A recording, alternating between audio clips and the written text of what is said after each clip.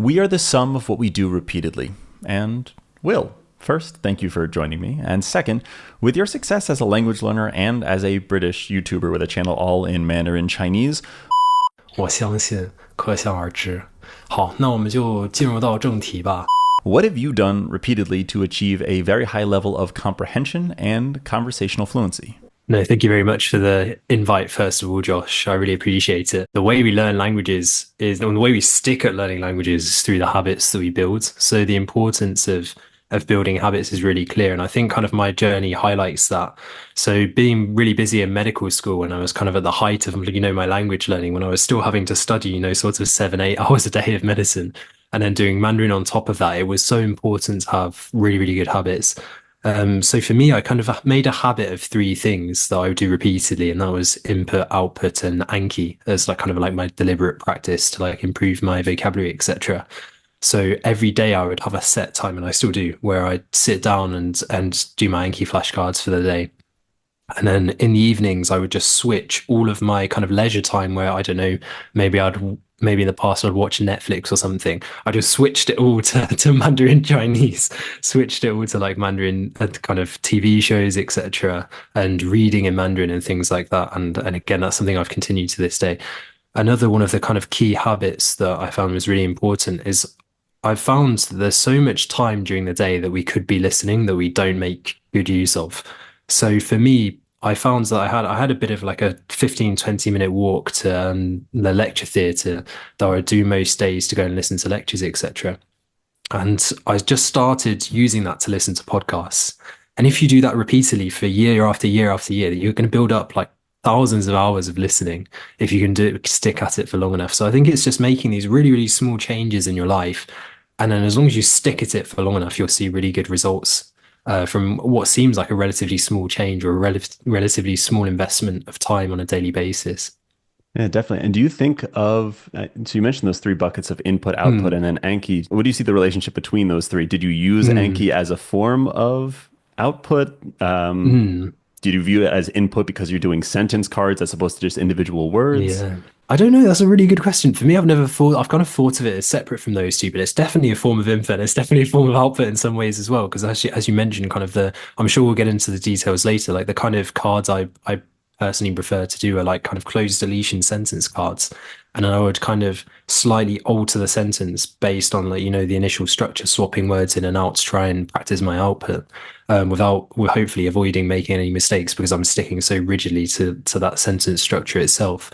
So yeah, but I kind of viewed it as my deliberate practice, if you know what I mean. So I think for Mandarin, I don't want to make general kind of overarching statements for other languages, but for Mandarin, like I think having Anki to improve my vocabulary was really important because unlike other languages, there's not really a lot of crossover between English and Mandarin in terms of you're not going to listen to Mandarin and be like, oh yeah, I can pick up a few words here and there, but with Spanish you can.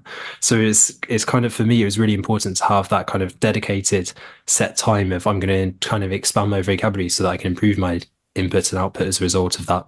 And also then pronunciation as well, I think was a really big part of kind of those are my two areas of deliberate practice, if you want to call it that. Yeah, I no, think I'm a big fan of the concept of deliberate yeah, practice. yeah, I think when I was an undergraduate, I was writing a paper on the externalization of memory. yeah. This was 10 years before I started using Anki, and I reached out to I think, Kay Anders Erickson was the researcher at Florida State University, Mm. just a guy who wrote about, he was the source for the 10,000 hour rule, Oh which wow, Malcolm yeah, Gladwell famously evangelizes. But yeah, thinking of it's not just a matter of doing something for 10,000 hours, because yeah, there are plenty of people who have watched 10,000 hours of Mandarin content or yeah, German content and can't speak. yeah. I can't speak super well.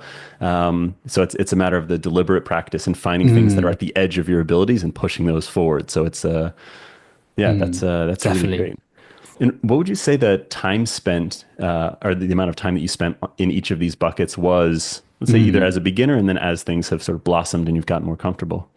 Yeah, I it's very hard to say because I didn't track it rigidly. I know there's a lot of people out Yeah. there that kind of have spreadsheets and stuff to keep it, and I think that's a really cool thing. I kind of regret that I didn't. It's very motivating, I suppose, to see your hours go up in the different buckets. Um, I've always tried to keep my Anki reviews below 30 minutes a day because it's Wow. just a painstaking thing to do, right? Like, I don't think anyone particularly enjoys it. But yeah, I mean, I think there have been times where I've gone towards 45 minutes or so, but I don't know, in general, kind of below 30 minutes, and it still is now. With inputs, I can't really say because I just made these little habits and kind of did it throughout the day. So it wasn't that I was even thinking about it. I wouldn't have to think like, oh, I've got to get, my 3 hours of Mandarin input in today because I'd just be listening as I go out through my day. I'd be washing up and listening to a podcast or something. Um, so yeah, I don't want to kind of make any guesses, but I'd say a few hours. By the time kind of all these things have added up, I'd say input probably a few hours a day. And then on top of that, a lot of my output practice. I mean, in the beginning, I would have an hour a day of output practice from a kind friend of mine from secondary school who kind of helped me with Mandarin for my first few months. So we would just have some very, very basic conversations. And then as I moved to university, I kind of started socializing in Mandarin. So again, it wasn't something very rigid. It would kind of happen as and when, but it'd be a few times a week of like maybe an hour or two a day from that. Wow. I mean, I think that sounds like very good balance. That definitely Yeah. a lot of time, which is great, and I think very, very important. Mm, Yeah, but I was thinking of the interesting fact where if you ask people what their screen time is, most people will, I mm, think, drastically underestimate how much time they spend yeah. online. Yeah. But I think it's probably similar for people who are not tracking. I also don't track the amount of Yeah. time I spend each day, but I think Yeah. it's, oh, if I am now listening to the news as a Mm, podcast every morning and on, drives back from a commute, or if I'm, spending the evenings watching something in Netflix, it's like, oh, I don't know, maybe I spend a half hour or an hour, but then if I think yeah. about all the different ways in which Yeah. I Yeah. you're spending time with it, then it's a lot more than you'd initially estimate, which I think is a beautiful thing and very Mm, underrated in terms of pushing you forward. definitely. Yeah. No, definitely. I think it is one of those things. I think a lot of people kind of underestimate the time you actually need to spend with the language. It's just as much time as you can possibly spend with the language is what's going to get you the best results. Yeah. And did you find that as a beginner that you were spending either more time or were you spending time differently? Like you mentioned, conversing for the Mm, first couple of months, even if it's maybe yeah. once you hit a critical mass of words that you knew. Yeah. Yeah. But same thing for input of, did you immediately start trying to find podcasts or TV shows that you could watch, even if your vocabulary was small or your understanding was at the beginning? No, no, I'd say no. So I should have made this a bit clearer. Sorry, I think most of my input in the very first few months, and this is a bit like kind of not orthodox as such, would be it was mainly came from that friend because they'd just have Wow. conversations with me, and I'm not going to be at that stage. I wasn't able to really like express myself very well at all, so I wouldn't be doing much of the talking. It would be more from him.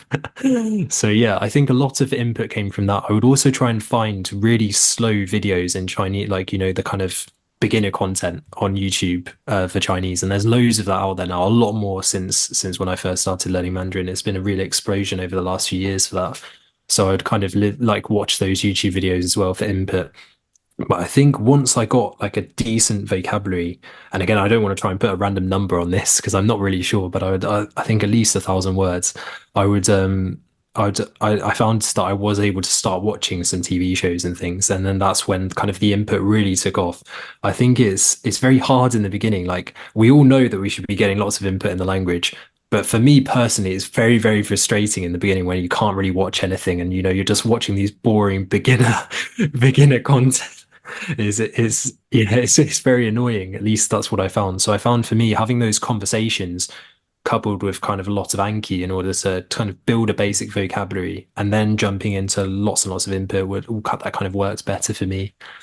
Wow. Yeah, that's it's interesting to hear how other people have done things because Mm, I I think what lit the fire for me, rather than having mm, a social connection like your friend, which mm, sounds like a very mhm. gracious and giving friend. Yeah. So that's great to have had that to light the spark.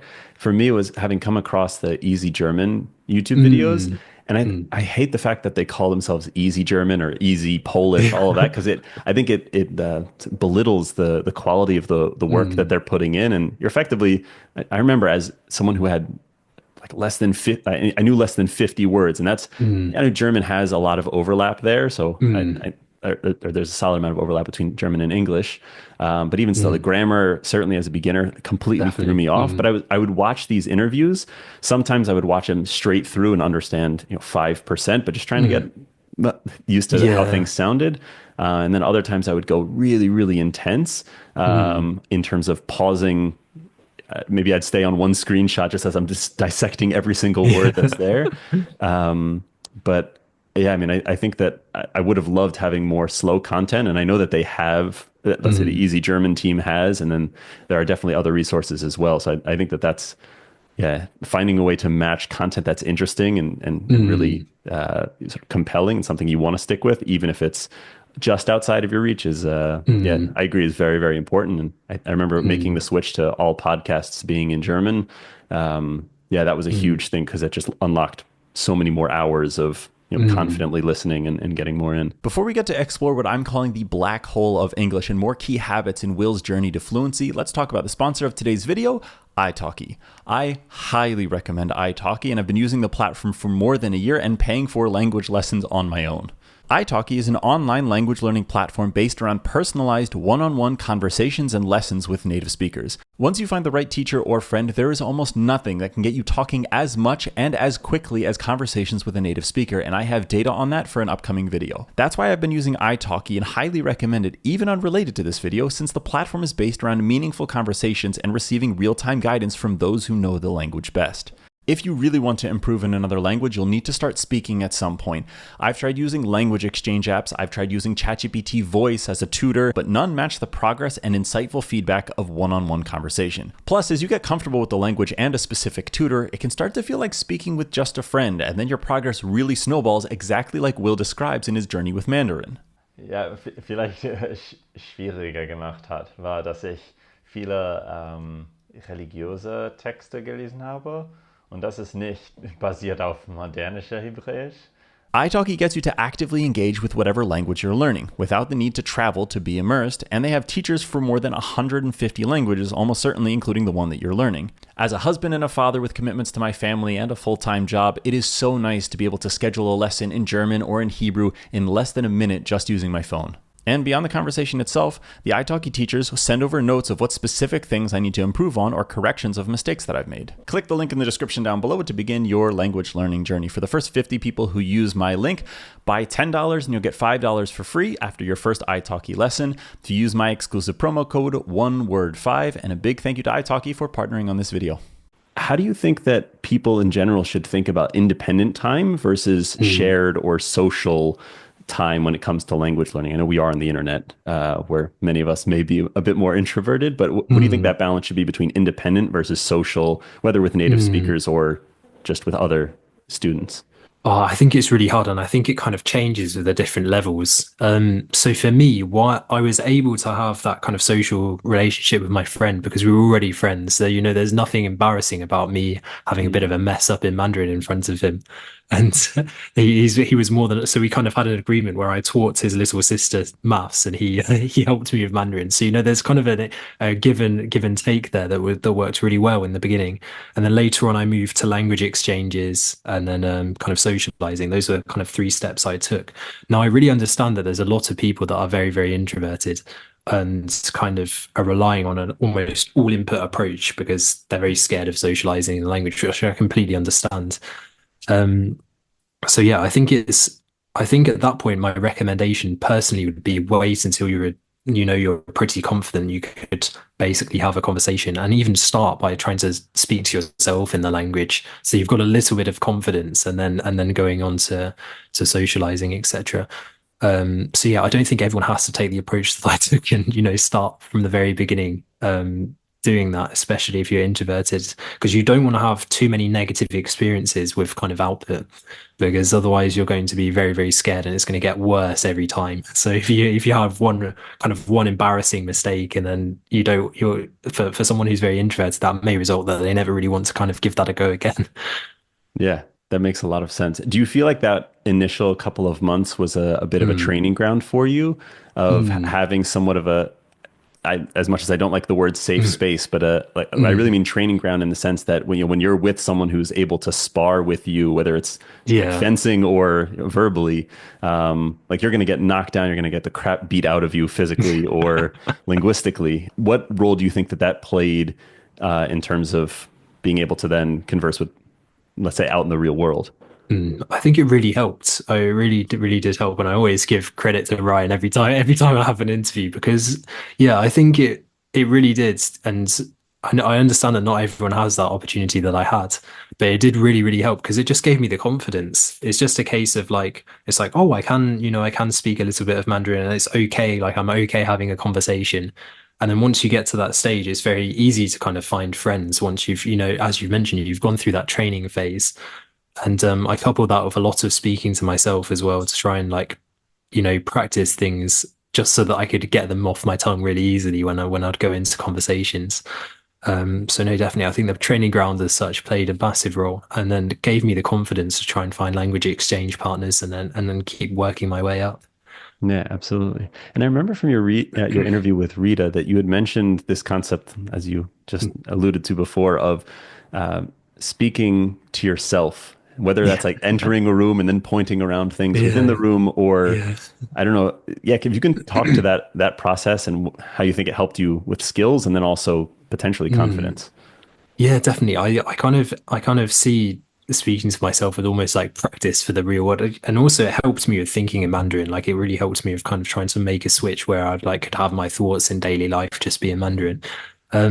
So yeah, definitely. I mean, there's a few different ways I did it. The one that I mentioned in Rita's interview that you've alluded to there, which was kind of going into a room and just point, when you're a beginner, you can't really put together many sentences, etc. So even just pointing around the room and just like all the words that I knew in the room, just saying them out loud in Mandarin to kind of familiarize myself with them. I found that helped. And then as I got later on, as I kind of got better and better, as it were, I would kind of have conversations to myself on the way. So like maybe I'll do one way to a lecture speaking to myself and one way listening to podcasts or something like that. When there wasn't many opportunities to practice output, that would be kind of my output practice for the day. Wow. And Yeah. also, yeah, I do speak. And I think the third way, sorry, would be with the Anki flashcards, with kind of training myself to make new sentences. Yep. Absolutely. Yeah, I think that I've been toying with this idea of I want to call it zone two output, Yeah. where from the world of Mm, physical fitness, you have yeah. heart rate zones, and just thinking of Mm, wanting to be at a conversational pace. So let's say if you're going out on a run, you want your heart rate to be, I don't remember if it's 60 to 80%, mm, again, whatever the right zone is. Let's say mm, like 130 to 150 beats per minute, depending on how old you mm. are, because that means that you're getting in a workout, but you're still able to have a solid conversation with a friend. So to me, I've just been toying with this idea of Yeah. if health is a priority and you need to just get in the time, whether it's a couple of hours a week or whatever Yeah. it is, Definitely. Yeah. utilizing that time where Hmm. whatever you're doing, if you can also layer on narrating how your day is going, Exactly. narrating Yeah. something like that phase two or sorry zone two output is interesting. Yeah, no, definitely. I think it did really help, like kind of narrating my life in Mandarin. But I think there are obviously drawbacks to that as well. You have to be very careful that you're not like reinforcing mistakes, especially if you're not too aware of your mistakes in general, then you could be reinforcing a lot of bad habits. So I think it's best to stick to very basic things like at first, like for example, I need the toilet, or like I want to make myself a cup of coffee, like these kind of very basic things. And Yep. then as you kind of grow from that, and you get loads of input, and you've had more output practice with your friends and stuff like that, can kind of snowball until you are able to narrate your life fully in Mandarin or whatever language you're learning. So yeah, for me it really helped. But again, I understand it's not for everyone. I think it can be quite good though for people who want to like kind of is less intimidating to just speak to yourself on your own with no one else there than it is to speak to a native speaker for the first time. So maybe for some people it could be, that bridging step. In my Mm. experience, especially as English speakers, we live in somewhat of what I'll call like the English black hole, where we live sort of orbiting around the English black hole. Mhm. And just like a black hole, you have this event horizon where anything can pull you in. And once you cross that point, the conversation's just going to switch to English. So Yeah.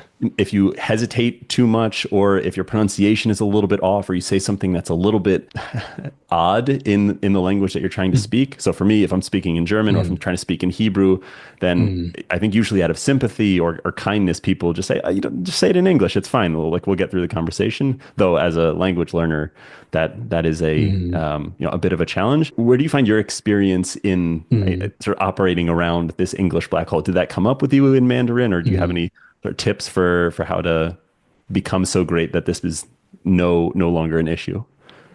I haven't really had it, and I don't that's not Oh, because I was really good at Mandarin or whatever, because I really wasn't at the start. It was more of a case of that people I was interacting with had probably just come to that they were the, kind of Chinese students who had just come to the UK themselves. So mm, they were, and also that's the first point. Some of them wouldn't be confident speaking English anyway. That was the first point. The second point is that Chinese people are just so kind and very, very, very nice to people who are trying to learn Mandarin, yep. to the point whether they will just like kind of help you along the way. So yeah, definitely. I was really lucky in that I got myself into a few social groups where everyone would be speaking Mandarin, and then like because I was the only foreigner there, it wasn't like everyone was going to suddenly switch to English because they'd Yep. feel awkward doing that among themselves. So yeah, I don't have too much advice on that because purely because I didn't really experience it didn't really experience it too much. I think kind of, yeah, accepting the fact that I don't know. I think maybe setting, because there's different parts to this. If you're doing it, for example, if you're doing language exchange, you don't have to worry about that because in theory, you're going to do 30 minutes English and 30 minutes in the language that you're learning.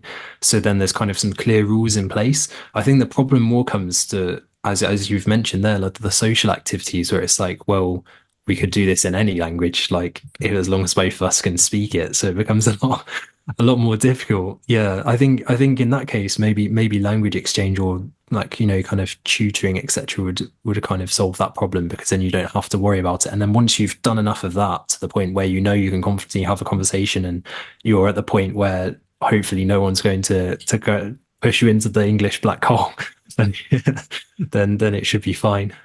Wow, I gotta say that's great. I can't help I think sort of in admiration. My mind goes to there's this guy Cal Newport, an author, writes on technology Mm, and culture. He's a professor of mm, I think theoretical computer science. But he had one of his earliest books was called "So Good They Can't Ignore You," where it's like you think that I don't know, at a certain point you'll work on things and you're just wondering why maybe you aren't being successful when it comes to whatever domain you're talking about. And his point is that you really just have to continue to work so that your competence and your abilities and your, let's say, your products can stand in a way that it's really undeniable how good you are at them. And I think certainly, again, this interview is from, I think, coming up on 3 years ago. The interview with Rita, which is how I initially came across you on the internet. It's yeah, I think just your sense of calm and your eloquence, which I think she commented on. I'm not qualified to speak to, let's say, the sort of like the specific Mandarin element of it, but I think just sort of the presence that you have is something that may have helped you avoid. Sorry, the skills, and then that probably contributed to the presence that you have. Likely contributed to your ability to avoid the defaulting back into English.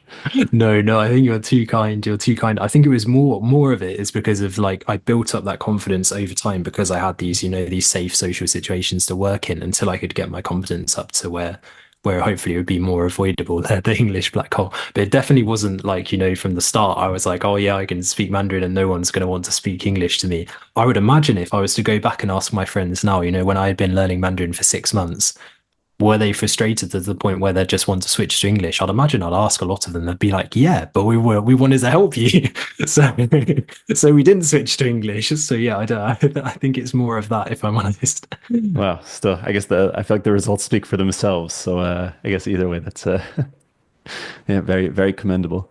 Um, so I do want to pivot a little bit now to focus on Anki, and I realize there's an Mm, inherent irony in the sentence that I'm going to say because I think we're dealing with, at least in that, let's say I'll speak for my circle. I think this is mhm, common on Reddit and YouTube as well. There are a couple of very, very foundational ideas that are here. The first, especially for, let's say, very dedicated language learners, the first is that input can solve almost any problem, which I know that there's detail to that, but as long as you get enough input, then you can speak magically after 3 years or 5 years, whatever the amount of, let's say, hours put in is. mm. And then I think there's another notion, I've been calling it the Ankification of language, where I think, and I've been prone to this as well, thinking of Anki as this demigod that's been sent down to hand language over to us in the most efficient way possible. As you know, you can add audio, you can have visuals, and really tap into everything that human memory really relies on. That being said, taking the other side of the coin, I think of Enki also as just a glorified scheduler. It's really just the Mm, best at predicting when you're likely to forget something, which is also, mm, I think, there's a lot of, deep and a lot of depth and a lot of coding work that I know goes into it, especially with mm, the machine learning models that have now been mm, incorporated into the scheduling algorithm. However, what do you think people get right with Enki, and what do you think mm. people get wrong with Enki? Yeah, yeah, definitely. I think it's a really, really good question, and I totally agree with you. There's two extremes here. There's the extreme that like, oh no, Anki's a waste of time. Like you just need to immerse more, right? That's going to be your solving everything, and it will all make sense after a while. And whether that's the case, I'm not sure. I've never seen anyone do it with Mandarin, but I think with kind of European languages, there have been people that have been pretty successful. I mean, I'm not one to comment. I don't know. At least it appears that I'm not fluent in those languages, so I wouldn't know. But at least it appears that they've done pretty well without it. So so yeah, definitely. I think with the Anki figure, the other side of the coin, as you were saying, is like going too far on Anki. You spend all day on Anki and and you expect yourself to just be fluent because of that. And I don't think that's the case. I think the way you've framed Anki there is quite a healthy way to look at it. It's like it's almost a supplement, an addition to kind of make you learn faster. So it's helping you with your input and your output. Or the way that I tended to use Anki and continue to do so is like I would take things from my input that I thought were useful and I would probably use in conversation, put them in Anki as the sentence, do a closed deletion to try and remember them and then kind of go through this sentence practice that I talked about earlier and then use them in conversation. So I think what kind of Anki helped me, and I try to describe this as like it helped me get the thing that I was trying to learn initially in my head. So then when I came across it in input after lots of exposure to it and combined with using it in conversation, that's what would really solidify it for me until it felt like very natural to use it or I could just understand it if I heard it. So it wasn't that I see lots of people kind of sitting down and downloading like I don't know the 10,000 most common words and then like going through them every day and being like, oh, I'm going to get fluent from just doing that. And that's not the case. Like you need to expose yourself to the things you're learning lots. I personally prefer taking the things I'm putting into Anki directly from the input that I'm getting, so it's so much more relevant. And like I've already seen it in context, I've already understood it. I just need to kind of get it into my active vocabulary, and then going and using it in conversation is what really kind of solidified it for me. Yeah, absolutely. And thinking about the overlap of those buckets that you brought up at the Mm, beginning of, let's say, output and Anki, mm. can you walk me through how you're generally doing Anki? I think in my Yeah, yeah. experience, I think there's no detail that's too minor. I'm thinking like, do you do it from bed? Do you do it sitting down at a desk? Are you speaking out loud as Yeah, opposed to yeah. reviewing things mentally? Definitely. So yeah, no, I try and do it as at a desk as much as possible. I think I'd fall asleep if I tried to do it. Been there. Because it's very intense. I do call it deliberate practice because it feels really intense. That half an hour is draining. Because what I would do is I'd have these closed deletions where I'd do it in a few different ways. So I'd with closed deletions, you need some kind of prompt. Like either that's going to be a prompt from the context. So the context is so clear that you know what word's missing. That's the first kind of prompt. The second kind of prompt would be like an English prompt for the word that's missing. I'll try and use them a bit less as I kind of got further on in the journey. And then the other kind of prompts that I'd rely on would be like maybe a picture to try and remind me of the word that's missing from the sentence, or a Chinese definition, or like a Chinese hint, for example. So that's what my flashcard would look like. You'd have this closed edition, the word that I want to learn is missing, and then we'd have this prompt so that the card's specific enough that is not just going to be, it could only be that one word, if that makes any sense. Because if you make your Anki cards not specific enough, like 6 weeks down the line, you're going to have completely forgotten what you're even trying to test yourself on. Yep. So that's another mistake that I see. I think like a lot of people, including myself, have made lots. So that's why I'm trying to make that quite clear. So you Yeah. need a really specific prompt, and then what I'd do is I'd read the card out loud, answering the missing words, and then try and make new sentences with it. So again, it would just be changing one or two words, just to, the things that I was confident that I was pretty sure would be right, just changing it ever so slightly, just to try and get myself used to using it in different contexts and using it out loud. So yeah, it would all be out loud if I could, because for me personally, that really helped. Just reading the sentence out loud and kind of almost making the sentences out loud as well. And Yeah. that's what I do. And I do that for so I'd probably add about 10 new flashcards a day. And my reviews would be, yeah, try and keep it under half an hour. So I wouldn't try and, so this is the other thing, I'll try and limit, like, if you, the first time you hear this kind of like method that I'm trying to talk about with the swapping in and out sentences, like I'm sure there'd be a lot of people, and I've had people emailing asking me like, oh, I'm taking a minute per flashcard, and then that time, your flashcards are really going to build up. It's going to take you hours to finish them. So I think again, it's just a quick, make a couple of sentences and then move on to the next flashcard, do the same thing, and then keep, yeah, trying to keep the reviews sort of under 20 seconds per flashcard, just so that I could get through them, but also have that element of deliberate practice in there as well. Yeah, absolutely. And this is where, because my contact with people who are using Anki is almost exclusively digital. So either watching other people Mm, speaking about their experiences, or just, reading about ways to do things better.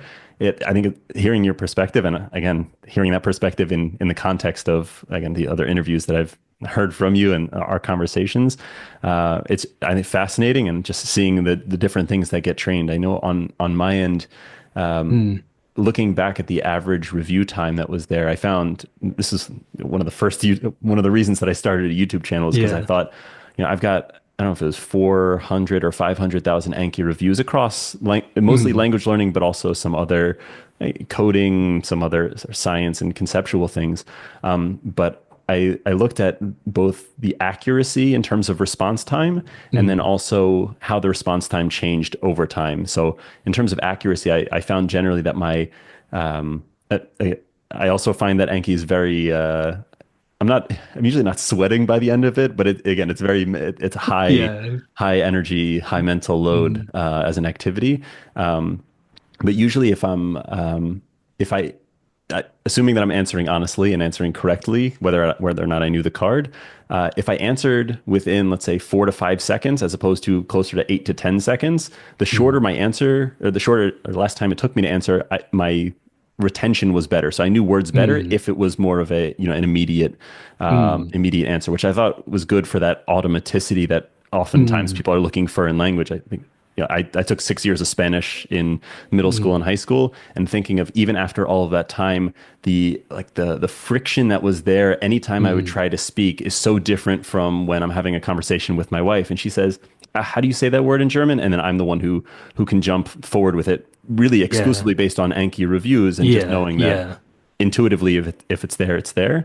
Mm, And then on the other hand, there's the other element that, just over time, if I look at individual words, mm, the average time to get it right is going down. So at the mm, beginning, when I first, as the word is finding a spot in my head, it might take, 7 to 8 seconds on average. But mm, then after I've seen it 10, 15, or 50 times, it might mm, only take me 2 to 3 seconds. And that's, of course, mm. I know that there's a little bit of lag time, just like how you have to read, you have to tap, you have to confirm Yeah. you got it right. So yeah, Yeah. but Yeah. I think full Mm, transparency. So in the months of April and May, trying to do a mm, bit of a boot camp, both with German and mm, with Hebrew, focusing on italki, focusing on speaking with myself, looking at sort of updating the way that I've been doing Anki cards. So I do think that closed deletions, mm, I have plenty of cards that are there, but usually it's more for sort of recognition and intuition. mm, And I think that, yeah, your shift towards, even if it takes 20 seconds a card, if you're adding mm, on other elements mm. and using it as a way Yeah. to freestyle, I think that's brilliant. And again, I think the results speak quite loud. Yeah, definitely. No, I kind of recommend under 20 seconds because at the start it will be like it will be 20 seconds. I mean, nowadays it's probably more like 12 to 15 seconds on average. But again, I would say on the set, obviously I don't have any dates to back this up like you do, Sally, but I would say it's kind of like I'd read out the flashcard and I'd have the answer within 2 seconds, 3 seconds. But it's more like the thing that takes the time is, making a couple of sentences.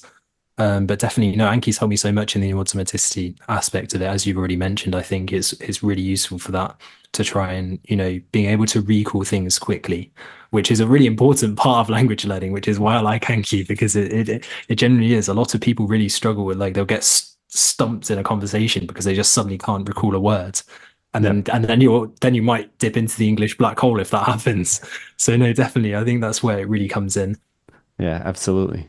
I think the other two questions, let's say one other question I had with Anki is thinking about it's oftentimes I've heard it called the monolingual transition, where people are going Mm, from, let's say in my case, I all of my cards are really English on one side, German or mm, Hebrew on the other side, which mm, I think works incredibly well mm, mm. for, let's say, uh, nouns and things that are very specific, and there's Definitely. only one way to describe them. Adjectives as well, Mm, if we're thinking of things that are more mm, concrete.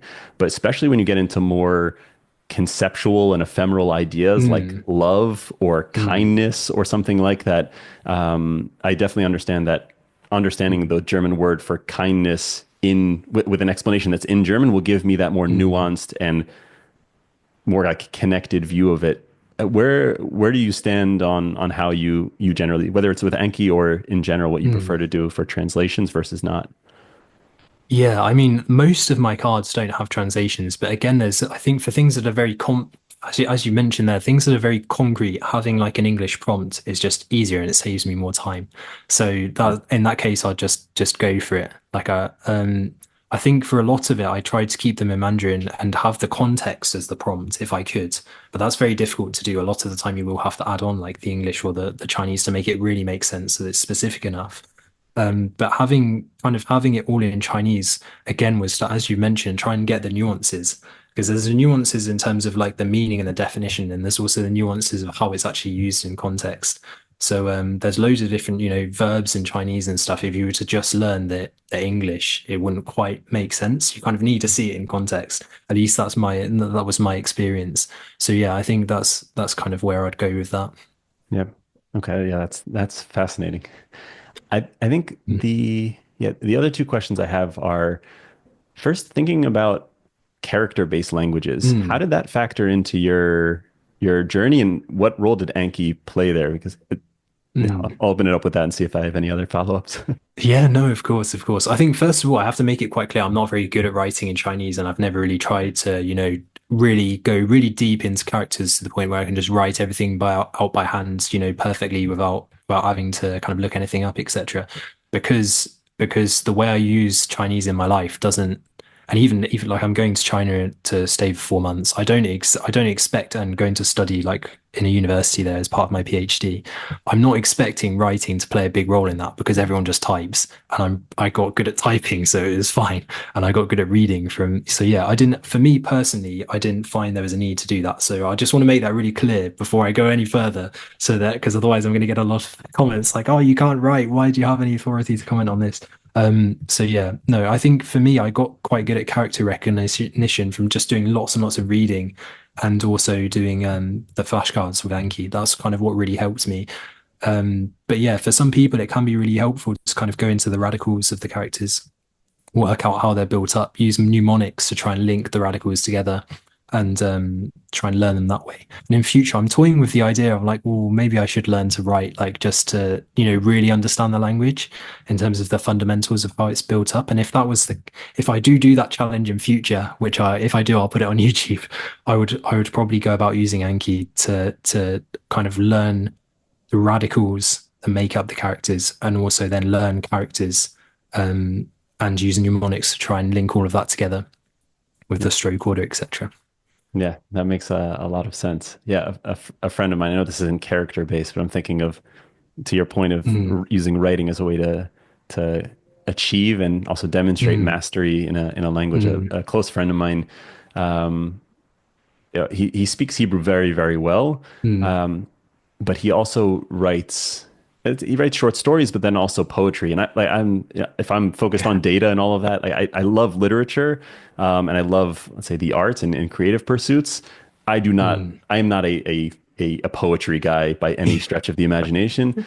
That being said, he'll send he'll send us some, things that he's written, either, related to holidays or just sort of cultural commentary, and Mm. the charm that's there, I know, is some, like, the charm and the sweetness that he's able to Yeah. communicate, and the complexity of what's there, I think is such a such like a sort of an understated expression Mm. of, like, a level of comfort with a language. Mm. And yeah, it's his poetry reminds me of, when I read, say, Where the Wild Things Are, or any, like, really Mm. classic, very, it sounds very simple at face value, but the more you think about it, it like the depth is really Mm. there. And so yeah, I think that yeah, finding a way to write, and yeah, whether that's eloquently and creatively, or if it's just, Yeah. in general, as a way of expressing Mm. yourself in the Yeah. language, I think is can be a final frontier. Definitely. Yeah, no, of course. I think for Mandarin it's weird because you kind of like I got okay at like, I've written scripts in Mandarin. I even wrote like my application for that going to the Chinese university and like the research area that I was going to in Mandarin. So it's like Oh, it's and so that was typing because that's the thing. Like you can get away in Mandarin, you just get away with typing and not write. But I totally agree. So like I did reach an okay, like what I would consider an okay level of like, can I write stuff in terms of like, the actual process of trying to formulate your ideas in a written manner, except mm, that I wasn't doing it by hand. So yeah, that's the thing. And I think I totally agree with your thoughts on like having the charm aspect of the language. And I think that's why I want to learn to write by hand because of that, because it's such a beautiful thing. Being able to write the Mandarin characters and appreciate their beauty and how they're put together. So no, definitely. No, I completely agree with that idea of like finding those little aspects that you can like kind of I think it so my personal recommendation I make on my channel is like if you're a beginner or even an intermediate and you're not looking to instantly go move to China to the point where you need to be able to write everything by hand, then probably don't worry about it. And then once you've got fluent, then you can start worrying like, oh, do I need to learn to write by hand? If you do, then go ahead and enjoy like the process of doing so at your own pace. That's kind of my personal recommendation. But everyone has their own thoughts. Some people really enjoy from the beginning going into characters really in depth and using that as kind of like almost like a sticking point to remember vocabulary. Like they use that as something to build on because they understand how the characters work and it makes it a lot easier to acquire new vocabulary as a result of that. So I think it's different people. yeah, yeah, absolutely. Yeah. One last question on Anki, Mm. is, in when do you recommend that people stop using Anki, or, let's say, in your own Mm. experience, do you phase out certain cards if you say it's not worth spending my time on this going Mm. forward, because I'm getting it elsewhere? So just the stopping point and sort of Mm. the off ramp for Anki. Yeah, yeah, definitely. For me personally, I haven't stopped and I haven't like kind of zoned out cards, but I can completely understand like doing so. Again, it depends on the purpose that you're using it. If it was more for like if you were making cards based on recognition to like be able to understand things in context, then there's probably a certain point where you're like, well, I can already understand this word. I've already encountered it hundreds of times in my listening and reading. There's no point in me having this Anki card. So I think it is important to kind of consider the time that it will take over your lifetime. But obviously, there is still the other aspect of it that like you could be reviewing. Eventually, you'll get to the point where some of your cards you're not reviewing for like even years at a time. So it might not bother you too much. For me personally, I haven't really got to the point where I'm like, oh, I need to. Well, there have been some cards, the cards that I made as a beginner, then I just deleted them all. But then, Yeah. but then as soon as I started getting into this, really heavy sentences and, going into context, with kind of more advanced vocabulary, I've just kept them. And I think I personally do like keeping up the habit just to stay disciplined and also to, make a habit of trying to grow my vocabulary because I think it's very easy. And I had a period of time that I did this. It's very easy to get comfortable. You think you're like, you can have conversations, you can reach conversational fluency, but to reach conversational fluency, the kind of the threshold for vocabulary is here, but native speaker level vocabulary is like way up here. Like I was still very, very far away, and I still am. So it's a case of like, how far do you want to go? So I kind of got to conversational fluency, and I just added 3 cards a day, or like less. Sometimes I wouldn't add any at all. But then, like in the last few months, I've kind of gone back as I started my PhD, and like my lab group are all Chinese, and I realized that there's like this whole new world of, academic vocabulary that if I want to kind of pursue this in future, then I probably need to know. So I kind of made a habit of going back 10 cards a day and staying disciplined with that. So I think it generally depends on your goals. I totally agree about phasing things out that you think there's no point, especially things that you've made as a beginner. But then I personally am going to continue to do Anki as long as I feel like it, as long as I still want to keep growing my vocabulary in Mandarin. Yeah, absolutely. I recently reviewed the card in German for like going to the movies, and Yeah, when I hit like the time period that was there said that I wasn't going to yeah. see that card again for I think 5.5 years. Oh, So, no.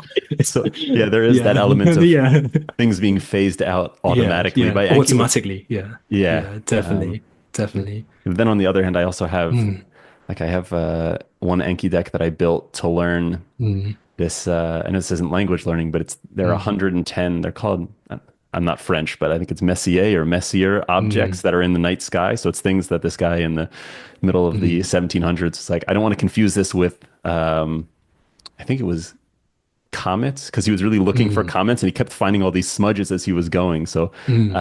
but for anyone interested in astronomy, this is like for me, it's great to have like all these things at my fingertips.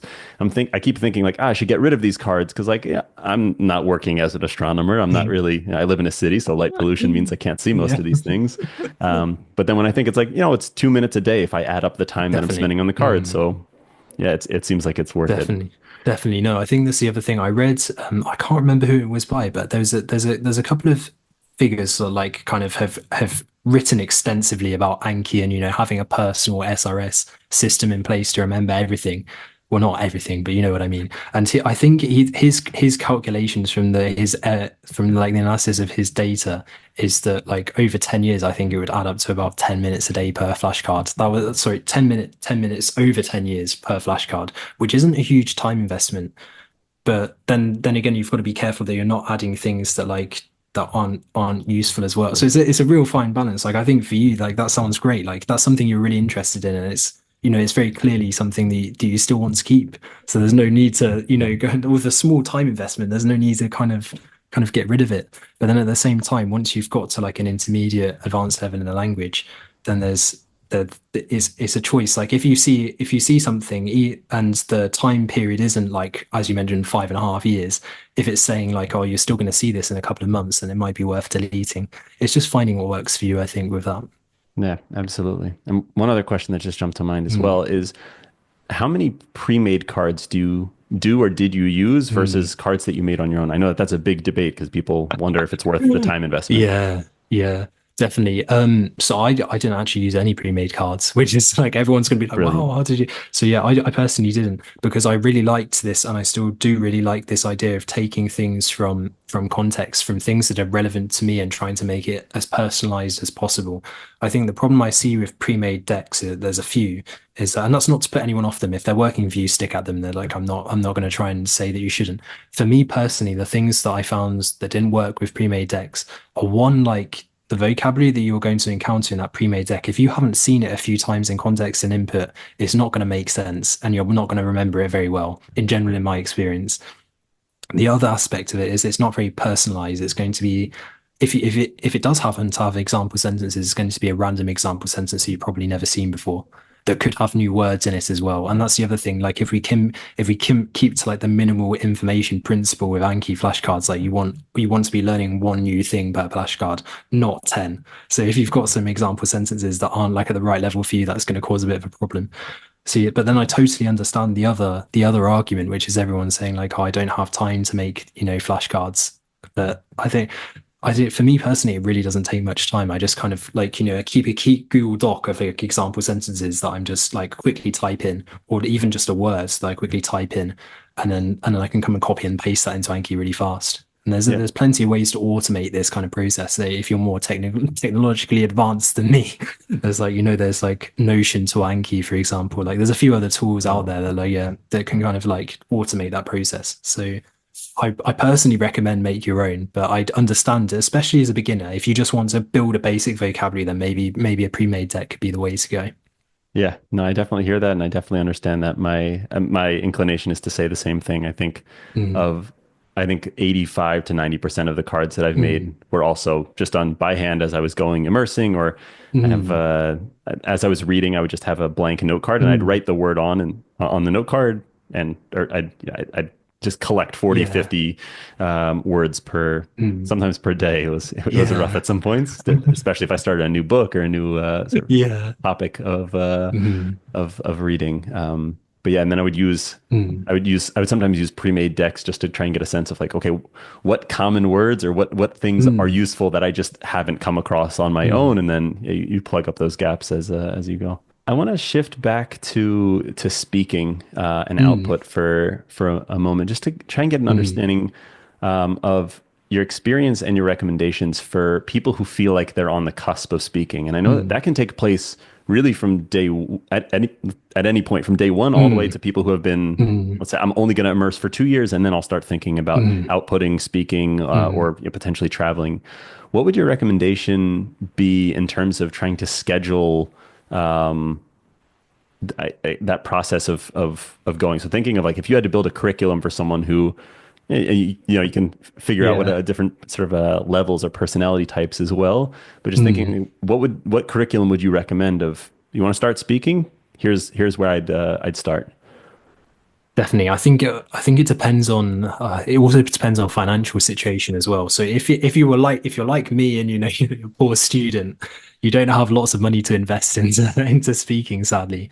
So that meant lots of language exchanges. And I think language exchange is a really good place to start. Like it depends on the language, but with kind of Chinese on language exchange apps, there's actually a very good ratio in that you're going to find a lot more native speakers who are looking for, you know, an English language exchange partner than the other way around. So that you're going to have like an abundance of language exchange partners if you're learning Mandarin Chinese. But I don't know what the case is for German or other languages or Hebrew. But yeah, definitely. I think starting with language exchange can be like a less intimidating choice.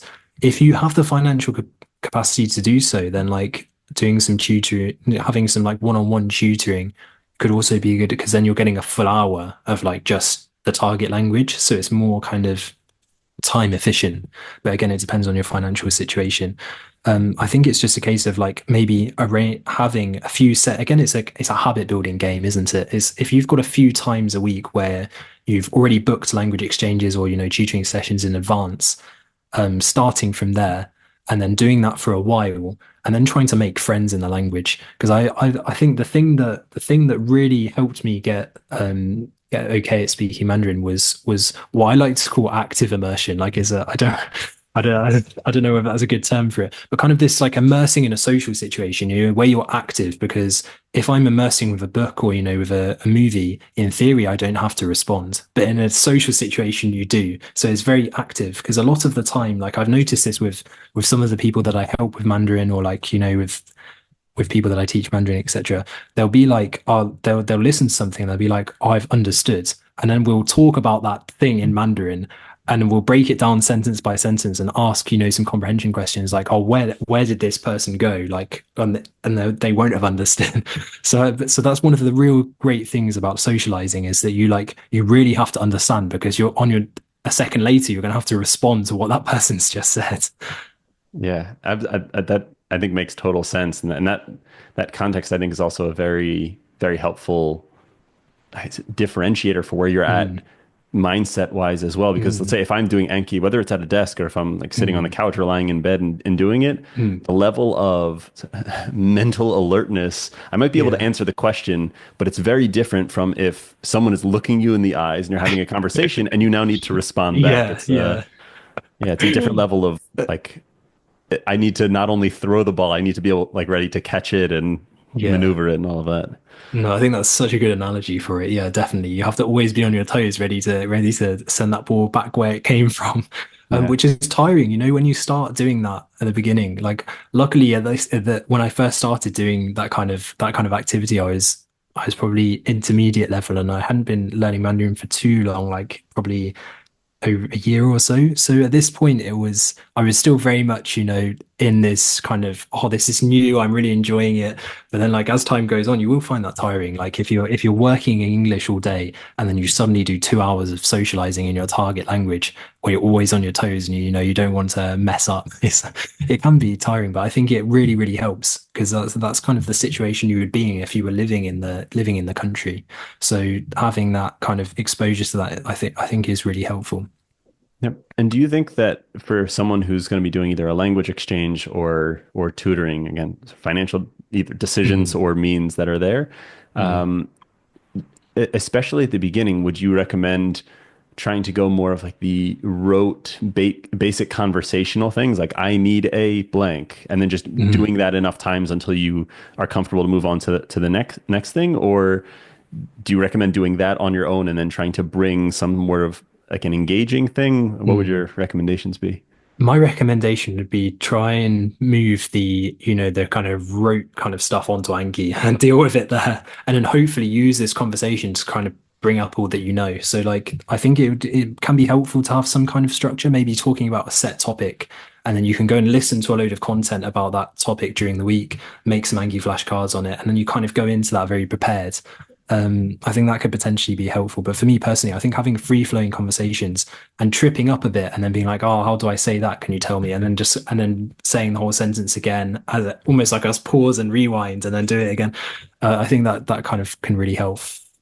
Yeah, that pause and rewind concept I think is Mm, very brilliant. I've been spending time I know on italki, and this is pre mm, sort of sponsorship or any like and partnering on a video. It's really I wholeheartedly agree that mm, speaking. It's very interesting that people think you can do Anki and then learn how to speak, mm, and I think in certain ways you can, but I mm. feel like in general, if you get better at the things that you do repeatedly, you need to speak in order Mm. to get better at Definitely. speaking, which is um, can feel like a bit of a paradox or frustrating if you're not able to speak the way that you want. Mm, But I know, at least in my experience, I'm oftentimes just trying to have conversations and letting things flow from there mm, rather than mm, viewing it as oh, here's a structured hour. mm, And mm. again, this is a training a training Yeah. ground where you can kick me in the stomach and I can fall down like because I said something in a very stupid way. There have been a Yeah. couple of times where I'll say like, "Hey, can I say it that way?" And then the response is just, "No, you can't. That didn't make any sense." Which is like it's deflating on the one hand, Yeah. but also it's like knowing that those Yeah. mistakes don't leave those four walls. It's like, okay, let me just back up the conversation, like you said, of Exactly. Yeah. rewind and repeat. Is I think that's a very very Definitely. helpful way of Yeah, approaching. yeah. And I think that's kind of brought us on to corrections as well. I think there's also a balance, right? A balance between having kind of free-flowing conversations where you're not worrying about anything at all, which I think is good because you to build your fluency, you kind of need that where you're like you're automating everything and you're not thinking about it. But then also having this balance of being like, can I say that? Like, or have I said that a bit wrong? Can you tell me the right way of saying it? And then I'll go and put it in Anki so that I don't make that mistake again. Like that, Yeah. having a balance between those two, I think is really good.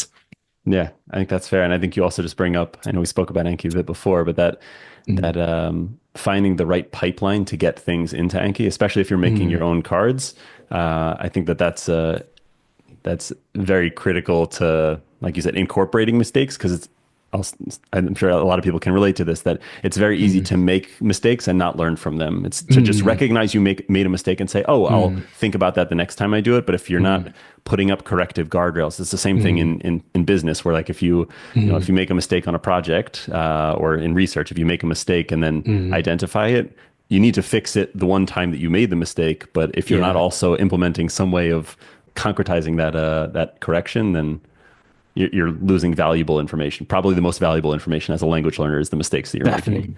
Definitely, yeah. Because I mean, it's a very hot topic because lots of people will say, like, no, you don't need to even be aware of your mistakes. Like, they're going to correct themselves over time.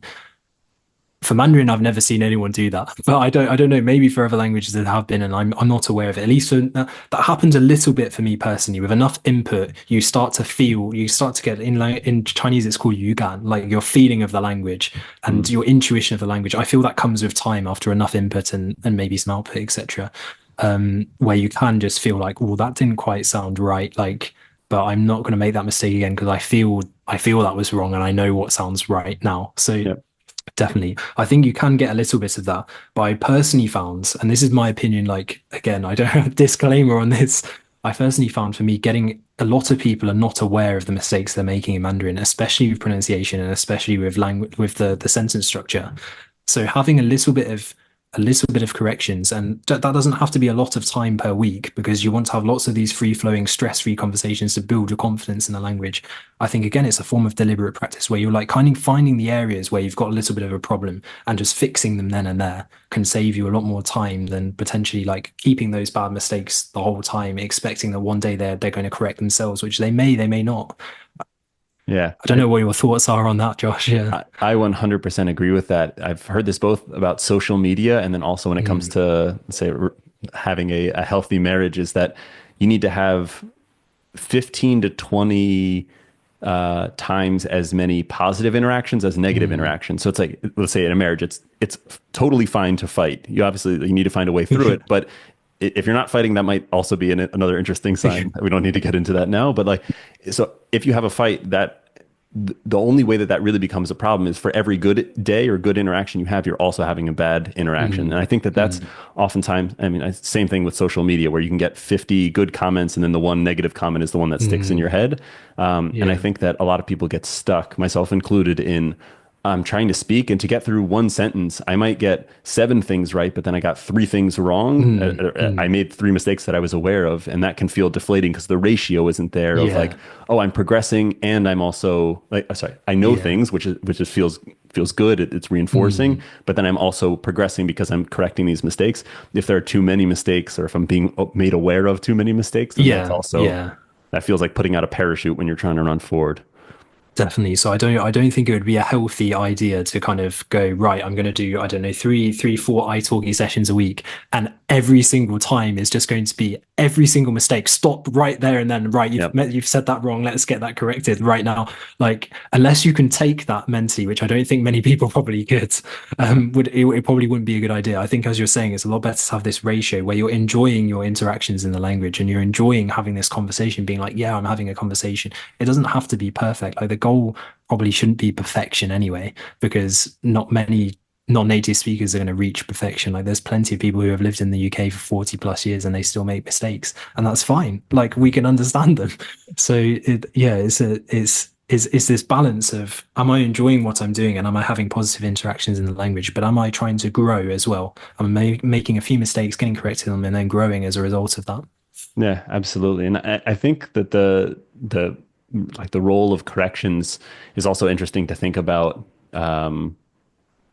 in relationship to thinking about adults learning a language versus Mm, kids learning a language, where mm, I think whether it's that there are very few people who learn and are able to speak just based off mm, of input without getting mm, corrections, whether that's a few people or even if it's just possible for everyone, but most people do mm. get corrections.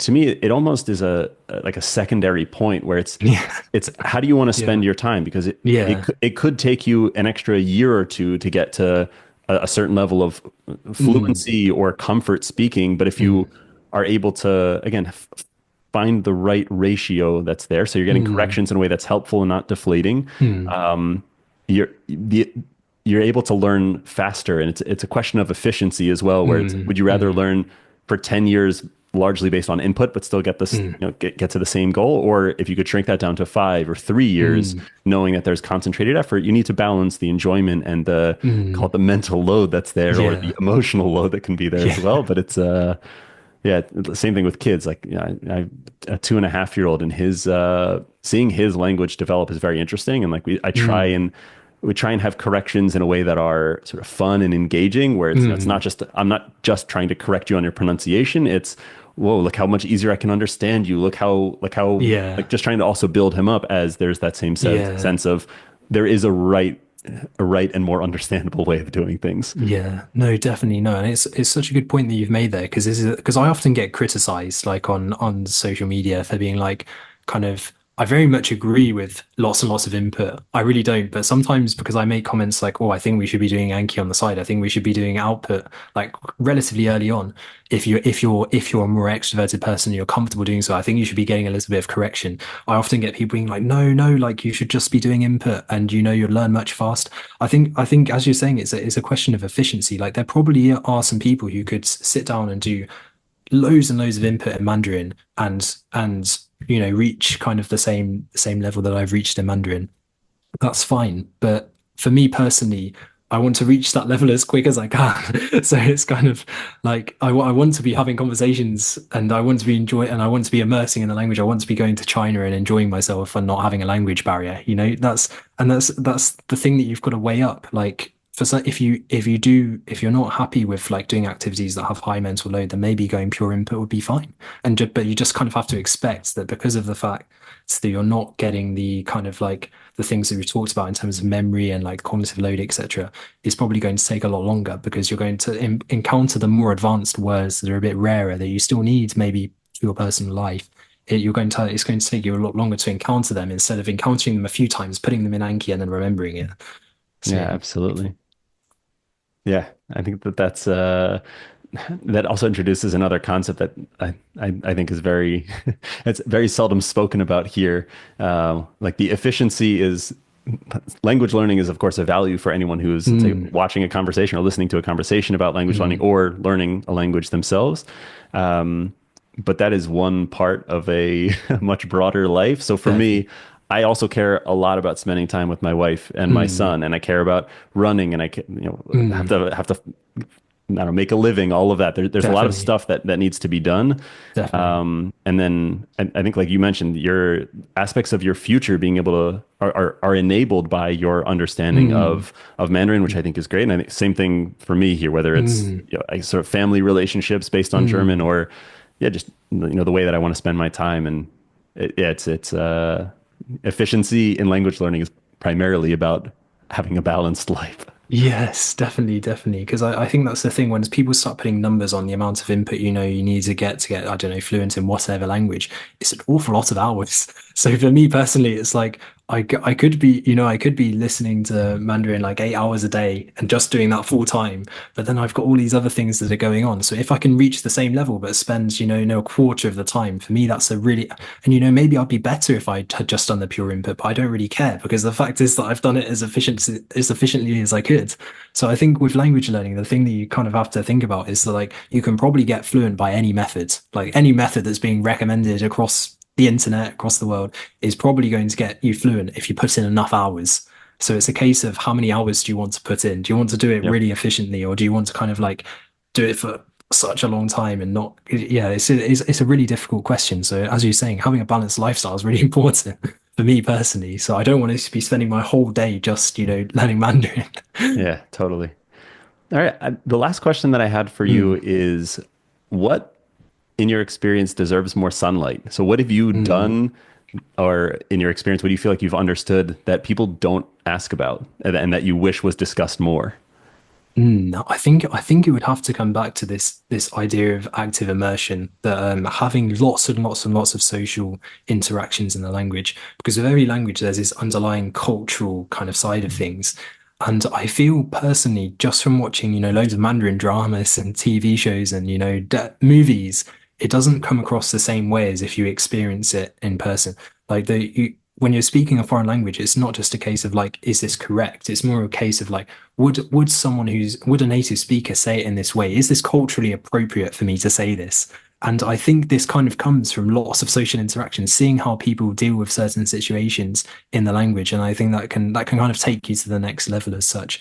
And it also just helped me so much with fluency, like just being able to hang around with friends in a relaxed environment, just speaking Mandarin. Like I think that's such a precious thing, and it makes language learning, although it can seem a grind at times, having those kind of experiences can really give you some kind of make you feel better about the whole situation and kind of motivate you to keep on going. Like, oh, I'm having these social interactions. I want to continue to do so. So yeah, Yeah. definitely. And I think that that's brilliant on both accounts, on the social account and the Mm, culture account, cultural mm, account. I definitely think that finding the right way, knowing that everyone has different mm, levels of mm. whether it's social skills, social Yeah. confidence, extroversion, all of that. I do think that there is a way of connecting with others. And like you said, Mm, it's now no longer, hey, I'm just learning Mandarin or I'm learning German or I'm learning Hebrew. It's mm, I'm learning that, but now I also have a group of friends and people that I care about. So mm. it's like social enforcement of getting better at the language, not in the sense that Yeah, like, 1 year from now I'm going to be fluent in X, Y, and yeah, Z, but it's, definitely. hey, a month from now I'm going to have hung out with friends, whether it's Mm, gaming, whether it's just going out to a bar, whether it's sports, whatever it is, or just, mm. you're starting to live your life in the language. In the language. Yeah, which I Mm, think is great. definitely, And then one definitely. one of the other interesting pieces, I think the cultural side and sort of what's sort of socially appropriate as well, and culturally and sort of the broader sort of potentially like national elements of this as Mm, well. As when I was, I think I was about, I might have been at around 9,000 words that I had mm, made Anki cards for in German. And I had like I didn't make cards for words that were very intuitive from English mm, mm. to that like it was obvious what the word was Yeah, because of the yeah. connections with English. So I wrote a script of I pulled all of the words from my Anki cards where I Mm, basically just I said that's my call it active vocabulary. I have 9,000 words that are there, mm, and I would just take a transcript of any video that I watched or any video that I thought might be mm, interesting because I was like I'm running out of words. I might need to watch an hour or two of content to get like mm. 10 or 15 new words a day Yeah, to yeah. get where I needed to. And what I found that was very, very interesting, and I might make a dedicated video on this, is just Mm, that as I was feeding transcripts, like it was sometimes I would feed in 10 or 15 transcripts to try and get the words, like to add mm, additional words. There were so many words that weren't in my vocabulary, but also weren't really words that I needed to know on their mm, own. It was more like understanding cities or names or personalities or mm, historical mm, events. It's like, oh, at a certain point in the language, you're no longer mm, just getting to know the language. You're also getting to know the entire culture around mm, it. And if that's again, a national, so if you're starting to understand Chinese history or mm, German history, it's yeah, there's so much of life that once you get to the edges of the language is no longer just linguistics and learning words and mm, sentence structures and grammar. It's something that's so much more vibrant, so much more lively than mm. just Anki cards. No, definitely, definitely. I think that's a really good point. Yeah. So before we wrap up, or I guess as we wrap up, any last thoughts? You want to tell people where they can find you online or elsewhere? Oh no, that's very kind of you. Yeah, yeah. No, if you're interested in kind of language learning, especially in Mandarin Chinese, is kind of what I focus on. I've got my YouTube channel, so you're more than welcome to check it out. I'm sure I can leave a link in the comments if that's okay with Josh. Yeah, I will absolutely be leaving a yeah a glowing recommendation there as well. And Oh, I've been watching your videos for many months now, even mm, though again Mandarin Chinese is not my I don't know mm. what the single word in the language, but the sort of the quality of the ideas and the routines that you speak about are good enough that I'm happy to just sit and read. Oh no, that's so kind of you. I love to watch your videos too, Josh. I'm looking forward to your video about this transcript idea and feeding in the transcripts based on your active vocabulary. That sounds really cool. Yeah, absolutely. Well, Will, thank you very, very much for the time today. And yeah, I guess go out and learn, everyone. Awesome. Awesome. Thank you very much for watching, Oh, everyone. Really appreciate it. And thank you once again for having me on the channel, Josh. I really yeah, appreciate it. absolutely.